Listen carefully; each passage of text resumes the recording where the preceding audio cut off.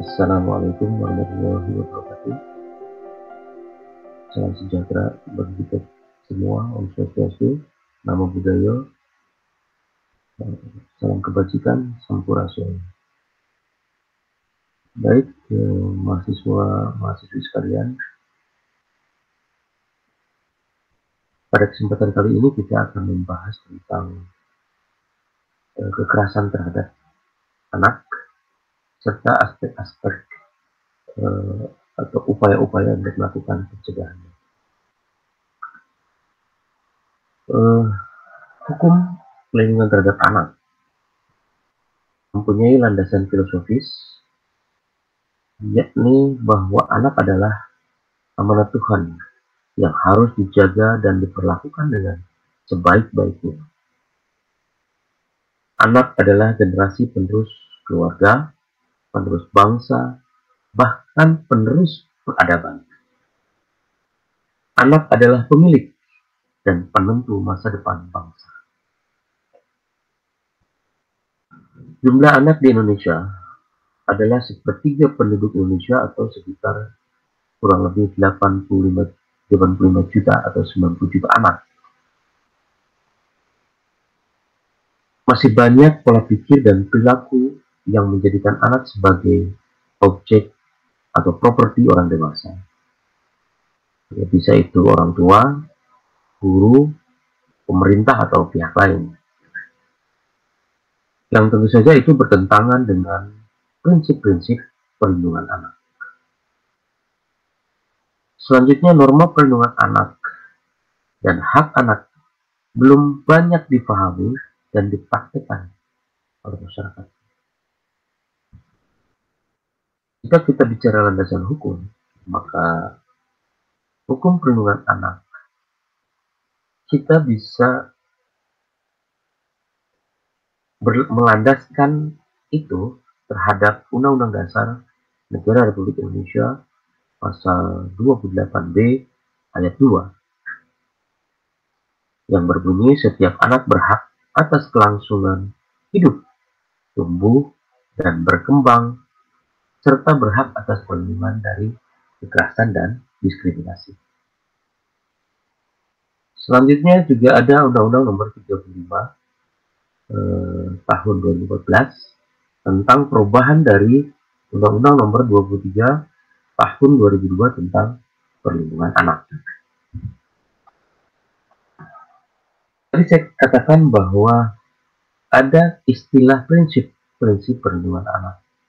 Nah, prinsip-prinsip perlindungan anak diantaranya adalah yang pertama, non-diskriminasi. Kedua, kepentingan terbaik bagi anak. Yang ketiga, hak hidup, kelangsungan hidup dan perkembangan. Dan yang keempat, mendengarkan pendapat anak. Anak adalah seseorang yang belum berusia 18 tahun, termasuk juga anak yang berada di dalam kandungan. Sehingga jika hukum perlindungan anak itu melindungi anak usia di bawah 18 tahun, maka lebih dari itu bahwa anak sudah dilindungi hak-haknya sejak dalam kandungan. Itu kekhususan dari perlindungan terhadap anak. Perlindungan terhadap anak adalah segala kegiatan untuk menjamin dan melindungi anak dan hak-haknya agar dapat hidup, tumbuh, berkembang, dan berpartisipasi secara optimal sesuai dengan harkat dan martabat kemanusiaan, serta mendapat perlindungan dari kekerasan dan diskriminasi. Jika kita bicara tentang kekerasan anak, maka ada berbagai bentuk kekerasan terhadap anak. Di antaranya physical abuse atau kekerasan secara fisik. Lalu ada istilah sexual abuse atau kejahatan secara seksual. Lalu juga ada social abuse atau kekerasan secara sosial. Apa kekerasan secara sosial? Contohnya bullying atau menghina seseorang di depan orang lain, di depan halayak ramai, itu social abuse. Lalu yang terakhir ada psychological abuse atau kekerasan secara psikis.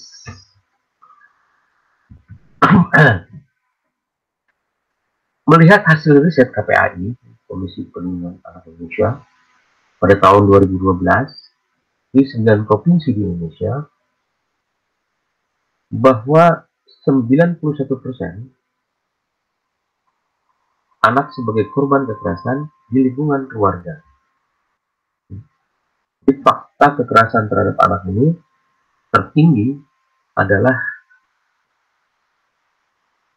kekerasan di dalam rumah tangga. Di fakta kekerasan anak memperlihatkan bahwa dari 1026 responden anak yang dilakukan per risetnya oleh KPAI pada tahun 2012, itu dari responden 1026 anak yang terdiri dari anak SD, madrasah, SMP atau sanawiyah, dan SMA atau aliyah yang berhasil ditemui dan memberikan pengakuannya secara tercatat. Sekali lagi bahwa ada 90% responden anak mengaku masih mendapat perlakuan tindak kekerasan di dalam keluarganya. Lalu 87,6% responden anak mengaku mengalami tindak kekerasan di lingkungan sekolah. Sedangkan 17,9% responden anak yang pernah mengalami bentuk perlakuan kekerasan di masyarakat. Di fakta itu bahwa yang paling riskan atau yang paling tinggi tingkat kekerasan adalah di dalam keluarga sendiri. Jika kita bicara tentang bentuk kekerasan dalam keluarga itu bisa contohnya mencubit, gitu ya, itu kekerasan fisik, membandingkan dengan saudaranya, adik kakak saling dibandingkan kakaknya lebih pintar misalkan dari adiknya atau sebaliknya, atau mungkin dibandingkan dengan anak lainnya, itu adalah merupakan juga sebuah bentuk kekerasan di dalam keluarga. Apalagi membentak dengan suara keras atau kasar, dengan kata-kata kasar. Lalu juga sering juga kita dengar orang tua atau anggota keluarga dalamnya menyebut bodoh, pemalas, atau nakal terhadap anggota keluarga lainnya. Nah, hasil riset KPAI tahun 2012 di 9 provinsi di Indonesia menunjukkan bahwa perlakuan kekerasan di dalam keluarga, mencubit contohnya, itu dilakukan oleh ayah sebesar 32%, dilakukan oleh ibu 51,1%, dan dilakukan oleh saudaranya sendiri 28,7%. Jadi kekerasan fisik mencubit ini lebih besar dilakukan oleh seorang ibu terhadap anaknya. Lalu membanding-bandingkan dengan saudaranya atau anak lain dilakukan oleh ayah 37,3%, dilakukan oleh ibu 43,4%, dan dilakukan oleh saudaranya sekitar 20%. Jadi kalau kita dengar ibu marah anaknya, kamu tuh harusnya seperti si A, si B. Nah, itu juga adalah sebuah bentuk kekerasan. Apalagi dilakukan dengan meminta, dengan suara keras, lalu dikasih juga kata-kata kasar, bodoh, pemalas, gitu ya. Atau mungkin kata-kata kasar lainnya yang juga saya sendiri mungkin tidak nyaman juga kalau saya sebutkan di Zoom ini. Lalu ada lagi bentuk kekerasan membentak dengan suara keras atau kasar, itu 48,1% dilakukan oleh ayah, 45,5% dilakukan oleh ibu, dan 31,7% dilakukan oleh saudaranya. Nah, di sini membentak dengan suara keras karena yang dominan adalah seorang ayah. Lalu menyebut bodoh, pemalas, dan nakal juga dominan dilakukan oleh seorang ayah, 35,3%, lalu dilakukan oleh ibu 29,9%, dan dilakukan oleh saudaranya 22%. Jadi kekerasan dalam lingkungan keluarga ini juga perlu dicermati, perlu disikapi, perlu dijadikan bahan untuk memberikan edukasi agar setiap keluarga sudah mulai melakukan upaya-upaya perbaikan terhadap pola asuh, perbaikan terhadap tata kelola rumah tangga, ya. Sehingga hal-hal seperti yang dilakukan, dicontohkan kekerasan yang terjadi dalam lingkungan keluarga itu menjadi diminimalisir. Sehingga jika kita bandingkan terhadap bagaimana penegakan hukum hak-hak anak secara hukum ini dapat ditegakkan secara lebih baik. Jadi teridentifikasi ada 14 jenis pelaku kekerasan yang dialami anak dalam lingkungan keluarga.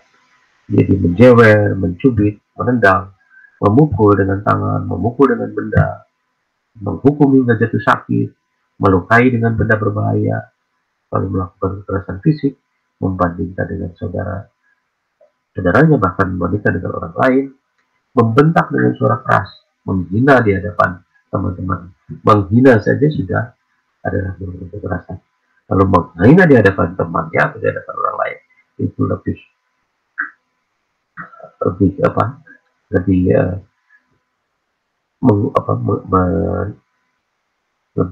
mempunyai efek yang lebih buruk dibanding hanya menghina. Lalu menyebut bodoh, menyebut pemalas, nakal, mencap dengan sebutan yang tidak baik, dengan sebutan jahat, dengan sebutan jelek, dan kekerasan psikis lainnya. Pelaku kekerasan terhadap anak dalam lingkungan keluarga adalah orang-orang terdekat dari anak tersebut. Bisa dilakukan oleh ayah, bisa dilakukan oleh ibu, bisa dilakukan oleh saudara, dan 51,1% ibu terlibat menjadi pelaku kekerasan dalam bentuk mencubit anak. 48,1% ayah melakukan kekerasan dalam bentuk kekerasan atau membentak anak dengan suara yang keras atau kasar. Dan 16,4% saudara anak tersebut atau kakak adiknya melakukan kekerasan dengan cara memukul dengan tangan. Dan biasanya kalau ada kakak itu biasanya justru yang lebih banyak terjadi adalah kekerasan secara fisik. Sedangkan kalau kita bicara tentang kekerasan yang terjadi di lingkungan pendidikan atau di sekolah, itu juga sama, ada menjewer, ada mencubit, ada membentak dengan suara keras dan kasar, lalu ada menghina di hadapan teman-temannya. Dan itu bisa dilakukan oleh seorang guru, bisa dilakukan oleh teman sekelasnya, bahkan bisa dilakukan oleh temannya dari kelas lain. Nah, hasil riset menunjukkan bahwa 31,8% guru melakukan kekerasan fisik berupa menjewer anak didiknya. Sedangkan mencubit itu lebih besar dilakukan oleh teman sekelasnya, yaitu 49,1%. Lalu membentak dengan suara keras ini rata-rata guru pun melakukan, teman sekelas pun melakukan, bahkan teman lain kelasnya pun juga melakukan. Sehingga hasil berimbang hasil riset menunjukkan bahwa guru dan teman sekelasnya cenderung melakukan kekerasan membentak dengan suara keras itu sama-sama sebesar 34,8%. Sedangkan yang dilakukan oleh teman lainnya di luar kelasnya itu sekitar 4,8%. Lalu menghina di hadapan temannya itu tentu saja yang paling besar, paling banyak dilakukan oleh teman sekelasnya sendiri. yaitu sekitar 29,29%.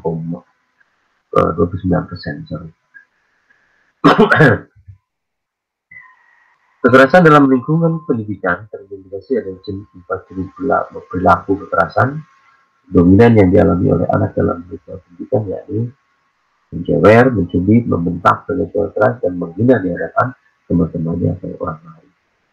Pelaku kekerasan terhadap anak dalam lingkungan pendidikan adalah guru, teman sekelas, atau teman dari lain kelas. Ditemukan fakta bahwa 31,8% guru pernah menjewer anak, lalu 49,1% teman sekelas pernah mencubit temannya atau anak tersebut, dan 20,7% oleh teman kelas lain menghina anak di hadapan teman lain. Nah, contoh-contoh kasus dalam kejahatan seksual itu juga banyak terjadi terhadap anak. Jika kita kembali mengingat berita-berita di media sebelumnya, kita mungkin juga pasti mendengar kasus JIS awal April tahun 2014, atau anak usia dini atau anak TK menjadi korban kekerasan seksual yang dilakukan oleh petugas cleaning service ya di sekolah, bahkan ini sekolah internasional. Lalu terjadi juga kasus awal Mei tahun 2014. Nah, ini di Sukabumi justru 110 anak menjadi korban sodomi yang dilakukan oleh satu orang pelaku. Ini di Sukabumi awal Mei tahun 2014. Lalu kasus di Cirebon, anak usia 9 tahun menjadi pelaku kejahatan seksual. Kasus Emon Tegal dengan korban lebih dari 100 orang. Itu juga sekitar bulan Mei tahun 2014. Nah, kejahatan seksual guru perempuan kepada murid laki-laki yang usianya sekitar 3,5 tahun justru di Taman Kanak-kanak Internasional di Jakarta Utara. Itu juga terjadi pada bulan Mei tahun 2014. Lalu masih banyak lagi kasus anak kelas 1 SD menganiaya temannya hingga meninggal, itu di Makassar bulan April tahun 2014. Lalu kasus Renggo yang meninggal terindikasi mengalami kekerasan di sekolah oleh temannya yang di Jakarta Timur Mei tahun 2014. Kasus guru menggigit hidung muridnya itu di Kudus, Jawa Tengah bulan April tahun 2014. Kasus murid mencubit 34 teman sekolahnya atas instruksi gurunya karena terlambat, itu di Bandung tahun 2014 juga sekitar bulan Maret. Lalu kasus murid dihukum makan cabai di sekolah, itu terjadi kalau tidak salah di sekolah swasta di Jakarta, itu sekitar bulan Maret tahun 2014. Di Jakarta Timur akhir Oktober 2013, bayi 9 bulan meninggal karena diperkosa dan disodomi pamannya. Itu membuat mohon maaf, vaginanya robek hingga menembus sahih dan anusnya melempar. Itu kejadian yang sungguh sangat memilukan karena dilakukan oleh orang terdekatnya. Lalu di Jambi bulan Februari tahun 2013, bayi 9 bulan diperkosa tetangga yang berusia 15 tahun, bahkan sudah beristri. Ya.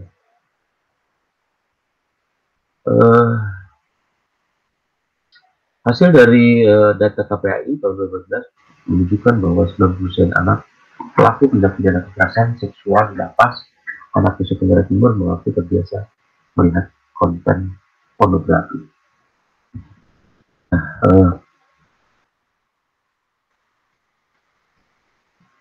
Jika kita melihat hasil-hasil survei tadi, hasil survei yang sebenarnya kita juga bisa lakukan secara sederhana di lingkungan kita sendiri, itu menunjukkan bahwa masih banyak sekali kekerasan yang terjadi terhadap anak. Begitu juga menjadi bahan antisipasi, bahan pemikiran kita untuk sebenarnya metode apa sih yang harus kita lakukan agar kekerasan terhadap anak itu menjadi terminimalisir gitu jumlahnya, atau bahkan sudah tidak ada sama sekali kekerasan terhadap anak. Biasanya untuk itu kita harus tahu penyebab kenapa terjadi kekerasan. Di antaranya kenapa terjadi kekerasan pada anak di dalam keluarga, itu biasanya ada indikasi faktor-faktor, di antaranya orang tua mengalami perlakuan salah atau trauma pada masa anak-anaknya, sehingga itu terjadi pada saat dia memiliki anak. Jadi itu dilakukan hal yang sama terhadap anaknya.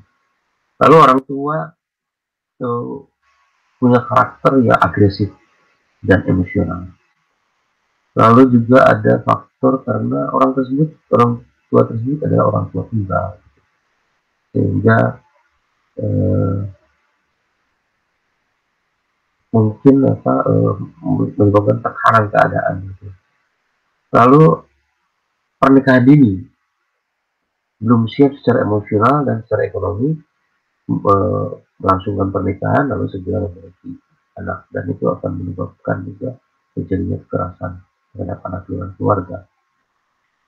Lalu adanya KDRT, istri terhadap suami, suami terhadap istri, jadi ada nggak yang istri terhadap suami? Ada juga kali. uh, Nah itu menimbulkan juga efek kekerasan juga dilakukan terhadap anak. Lalu faktor ekonomi atau faktor pekerjaan, belum memiliki pekerjaan atau juga menimbulkan faktor penyebab terjadi kekerasan dalam keluarga terhadap anak. Lalu adanya konflik hukum, orang tuanya mengalami masalah hukum sehingga menimbulkan kekerasan terhadap anak.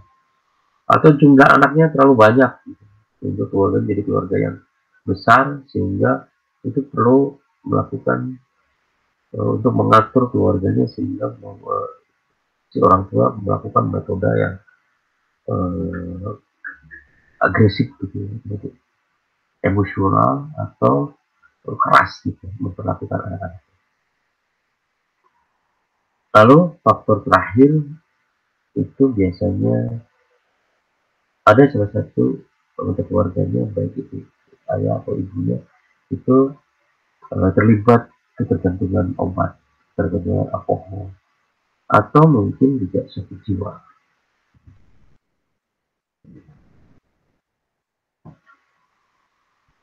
Sehingga dari situ, dari apa yang saya ceritakan sebelumnya, bahwa eh, penyebab terjadinya kekerasan di dalam keluarga itu akibat dari orang tua tidak mempunyai konsep pola asuh yang benar, kondisi lingkungan yang padat, ya, kumuh dan miskin, atau anak masuk ke lingkungan baru tidak mendapatkan dukungan dari keluarga atau teman-temannya, itu juga menyebabkan terjadinya kekerasan. Lalu pemenuhan kebutuhan yang tidak berimbang itu antara fisik dan psikis. Lalu kasih sayang kurang atau perhatian yang kurang di masa-masa anak membutuhkan itu. Ada masa-masa usia tertentu anak membutuhkan perhatian yang lebih, gitu ya. Dan juga keluarga broken home itu juga sangat dominan, cenderung terjadinya kekerasan dengan keluarga. Sedangkan penyebab terjadi kekerasan di dalam lingkungan pendidikan biasanya terjadi akibat dari sistem dan peraturan sekolah yang tidak memiliki perspektif perlindungan anak, sehingga seharusnya aturan-aturan yang dibuat di sekolah juga mengakomodir prinsip-prinsip perlindungan terhadap anak, sehingga metode pengajaran yang dilakukan menjadi lebih ramah, menjadi lebih eh, familiar, menjadi lebih nyaman untuk anak didik, maksud saya, anak didik. Lalu selanjutnya, guru dan penyelenggara sekolah belum memiliki paradigma tentang perlindungan anak. Guru lebih banyak mengajar daripada mendidik. Nah itu sebabnya mungkin kenapa saya sekarang menyampaikan materi-materi mata kuliah hukum perlindungan anak kepada guru-guru, guru SD, guru SMP, guru TK, PAUD mungkin, yaitu untuk membuka paradigma bahwa dalam konsep pembelajaran juga harus memperhitungkan prinsip-prinsip perlindungan terhadap anak. Lalu penyebab ketiga, ya guru belum memahami undang-undang perlindungan anak. Nah itu sebabnya juga kita akan kaji terus apa yang terkandung atau regulasi apa yang terdapat di dalam undang-undang perlindungan anak. Lalu penyebab selanjutnya adalah punishment, lebih sering dilakukan ketimbang reward. Menghukum dianggap wajar untuk membuat jerah, tapi anak tidak pernah jerah pada kenyataannya. Justru menjadi labeling ke anak tersebut. Menghukum sebaiknya dalam kerangka membangun kesadaran, bukan menakut-nakuti atau membuat anak tersebut menjadi trauma terhadap hal tersebut. Nah itu justru akan membuat anak itu menjadi tidak kreatif, apalagi inovatif. Gitu. Siswa tidak dibekali pengetahuan tentang perlindungan anak. Lalu siswa yang melakukan pelanggaran, bullying dan kekerasan karena dipicu oleh permasalahan yang dibawa dari rumah biasanya. Lalu di sekolah itu ada sistem BK atau BP atau satu guru pendamping dalam hal psikologis atau kenakalan anak-anak muridnya. Nah itu seharusnya juga tidak dilakukan hanya bersifat kuratif saja, gitu. Harusnya juga dilakukan secara preventif. Jadi bukan hanya jika ketemu anak-anak nakal lalu dididik di dalam ruangan BP atau ruangan BK tersebut, justru seharusnya juga anak tersebut diberikan pemahaman, diberikan pengetahuan sejak dini, tanpa kecuali tidak harus selalu anak yang bermasalah. Dan di dalam sistem pendidikan, nah, anak didik masih dijadikan menjadi objek pendidikan, belum menjadi subjek pendidikan. Nah, sehingga apa yang dilakukan oleh Menteri Pendidikan dan Kebudayaan saat ini untuk mengubah paradigma bahwa anak didik, murid atau mahasiswa sudah tidak lagi dijadikan objek pendidikan, tapi justru menjadi subjek pendidikan, bahwa dialah yang menjadi center of gravity, atau dialah yang menjadi penentu daripada arah pendidikan dia sendiri. Jadi dalam hal ini guru pendampingnya atau dosen pendampingnya adalah menjadi media atau supporting unit bagi mahasiswa atau siswa tersebut untuk belajar menjadi lebih baik. Itu saja saya kira. Lalu penyebab terjadinya kekerasan pada anak di dalam lingkungan itu biasanya terjadi akibat orang tua tidak memiliki kuasa pengasuhan, kurang mendapat kasih sayang secara psikis dan psikologi di rumah. Anak tidak menemukan jati diri di rumahnya sehingga mencari pengakuan dari luar rumah, ingin diakui sebagai anggota kelompok tertentu, ya, sehingga dia melakukan hal-hal yang tidak diduga. Waktu luang yang tidak dimanfaatkan dengan baik, ya, gitu. Masyarakat acuh terhadap atau kurang sensitif terhadap komunitasnya atau terhadap warga sekitarnya, terhadap tetangganya, sehingga satu sama lain ada tetangga yang kita. Sedangkan berkaitan dengan kekerasan seksual, maka kekerasan anak secara seksual dapat berupa perlakuan prakontak seksual antara anak dengan orang lain lebih besar, melalui kata, melalui sentuhan, melalui gambar visual, ya, maupun perlakuan kontak seksual secara langsung antara anak dengan orang dewasa. Ya, bisa saja melakukan hal-hal kontak fisik atau kekerasan fisik secara seksual. Ada lagi yang berupa pornografi. Nah, justru paparan pornografi di zaman sekarang menjadi pemicu kuat tindakan kejahatan seksual. 87% anak mengakses situs porno secara tidak sengaja. Dia lagi main aplikasi apa, lalu tiba-tiba muncul gambar-gambar yang tidak senonoh. Lalu 53% mengakses sendiri di rumahnya sengaja, tidak sengaja. Nah, penggunaan akses internet tanpa filter juga merupakan penyebab terjadinya kecenderungan anak mengakses pornografi.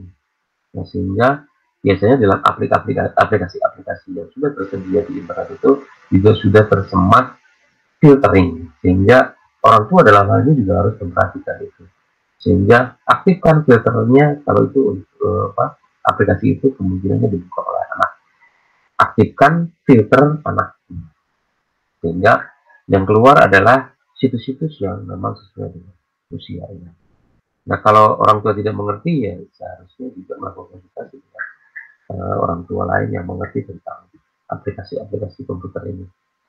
Lalu juga sekarang pemerintah, Kominfo dan Baris Krim Polri sendiri kesulitan mengakses situs-situs pembobolnya. Jadi sudah diberikan benteng terhadap akses situs-situs yang tidak layak, akan tetapi juga tetap ada celah-celah yang kebobolannya. Nah, itu juga adalah merupakan kerja keras dari Kementerian Komunikasi dan Informasi, juga Polri, untuk menjaga itu lebih ketat lagi. Baik itu di dalam aplikasi, di web, di blog, di situs-situs, di dalam email, dalam media sosial, Facebook, dalam Twitter, dalam Instagram, dalam WA, sekarang sudah ada yang juga terakses iklan-iklan dari luar. Fakta tentang anak mengakses pornografi, menurut survei Perhimpunan Masyarakat Tolak Pornografi atau MTP terhadap 1.178 siswa SMA DKI Jakarta pada tahun 2006 menunjukkan bahwa para pelajar yang mengakses pornografi disebabkan karena dua hal. Yang pertama, dorongan dari teman sebayanya, dan memang yang kedua, memang media pornografi yang bebas. Sedangkan temuan gerakan jangan bungkil depan kamera (JPDK) pada tahun 2009 menunjukkan bahwa di internet mendekati 700 video porno amatir yang dibuat dengan menggunakan handycam dan kamera digital lainnya, atau mungkin oleh handphone. Nah, dengan 90% diantaranya dibuat oleh pelajar dan mahasiswa. Nah, itu menjadi hal yang sangat-sangat memprihatinkan sekali. Karena ada dampak langsung pornografi itu yang justru adalah pemicu terhadap kekerasan seksual yang meningkat akibat dari pornografi. Lalu korban dan pelaku, baik korbannya atau pelakunya adalah anak-anak. Lalu terjadi adiktif pornografi itu, membuat orang kecanduan untuk terus melihat, bahkan lebih jauh lagi. Bahkan kalau dia sudah betul menjadi pelanggan yang akan lalu eskalasi, selalu meminta lebih, ya. Dan menjadi tidak sensitif terhadap kejahatan seksual. Lalu yang paling menjadi pemicu adalah act out. Setelah dia mendapatkan pornografi kayak gitu di media, baik itu dalam pergaulan atau dorongan-dorongan dari teman-temannya, maka ada hal yang menyebabkan anak tersebut memiliki kondisi di mana terjadi act out gitu, atau butuh pelampiasan. Nah, disitulah biasanya terjadi kekerasan terhadap kekerasan seksual terhadap anak. Lalu tontonan-tontonan dan kekerasan-kekerasan yang tidak ramah terhadap anak yang ada di media-media, baik itu media mainstream ataupun di media-media televisi, di media yang sering sekali menjadi media tontonan bagi anak. Kadang yang mereka tonton adalah tontonan yang tidak sesuai dengan usia anak tersebut. Baik itu penontonnya, kadang baik itu pemerannya, konten ceritanya, maupun visualisasinya juga tidak sesuai dengan anak. Lalu kekerasan yang ada dalam film juga menjadi hal yang lumrah, hal yang biasa. Karakter perilaku yang ada di dalam tontonan anak itu menjadi hal yang biasa, menjadi hal yang lumrah, menjadi hal yang wajar untuk ditiru. Nah, itu sehingga juga menyebabkan hal-hal terjadinya degradasi terhadap apa mentalitas anak. Lalu juga mewabahnya game online. Nah, game online itu apa? Ada yang mengatakan bahwa itu juga adalah sebuah sarana pendidikan, melatih ketangkasan, melatih kecerdasan, melatih kecepatan berpikir, melatih sensitivitas dalam eh, cara berpikirnya dengan apa?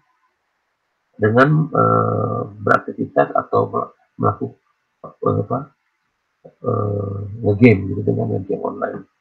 Nah, tetapi di dalam game tersebut perlu juga diwaspadai bahwa ada hal-hal yang mengandung kekerasan, gitu. Tembak-tembakan, kekerasan fisik, bahkan pornografi. Nah, itu dijadikan konten di dalam game online itu, sehingga sempat kita saksikan juga di media bahwa orang melakukan kejahatan atau kekerasan di suatu daerah tertentu di negara eh, Swiss atau apa, saya lupa lagi, itu dia mengidentifikasi dirinya berada dalam sebuah game online sehingga dia menembak orang dengan eh, tanpa ragu-ragu gitu, seolah-olah dia sedang berada di dalam game online yang biasa dia mainkan. Nah, aspek-aspek kuratif terhadap kekerasan ini banyak sekali yang bisa dilakukan, ya, walaupun mana yang lebih efektif itu juga sangat relatif. Karena penanganan terhadap korban itu bisa dilakukan melalui pengobatan atau layanan kesehatan, yang di dalamnya ada layanan medis, pemeriksaan mediko-legal, layanan psikososial, rujukan, lalu rehabilitasi sosial maksudnya, atau pemulangan, reintegrasi sosial, gitu ya. Nah, ujung-ujungnya itu juga bermuara pada penegakan hukum. Jadi, penanganan terhadap terjadinya kekerasan ini terhadap anak, ujung-ujungnya atau benteng terakhir adalah penegakan hukum. Jadi bukan benteng pertama, tetapi benteng terakhir. Jadi lakukanlah hal-hal yang bersifat kuratif, bahkan preventif sebelumnya dibanding dengan melakukan penegakan hukumnya. Jadikan penegakan hukum itu sebagai benteng terakhir sebaiknya. Kalau dalam asas hukum pidana menjadi apa namanya ultimum remedium. Jadi adalah jalan terakhir.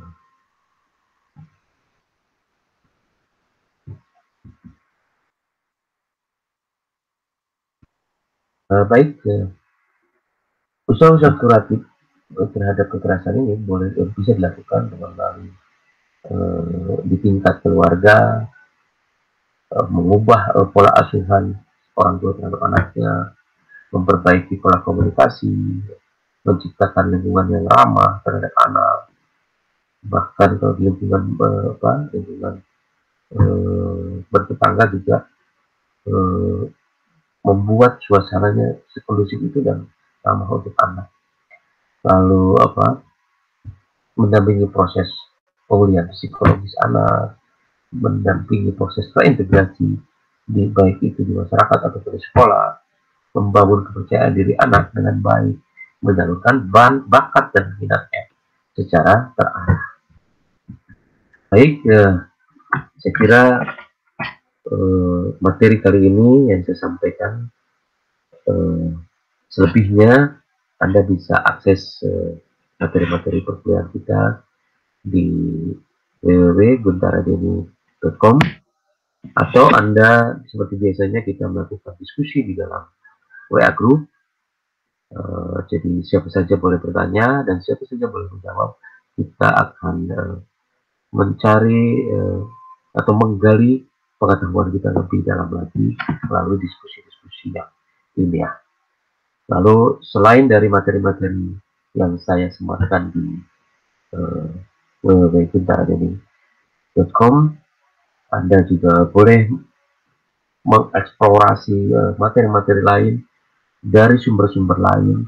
Bahkan saya sarankan sebanyak mungkin Anda mencari literasi, karena medianya sudah mendukung sekarang untuk Anda lebih banyak lagi mendapatkan ilmu pengetahuan lebih mudah lagi melalui media cyber. Terima kasih. Bila taufiq wal hidayah. Assalamualaikum warahmatullahi wabarakatuh.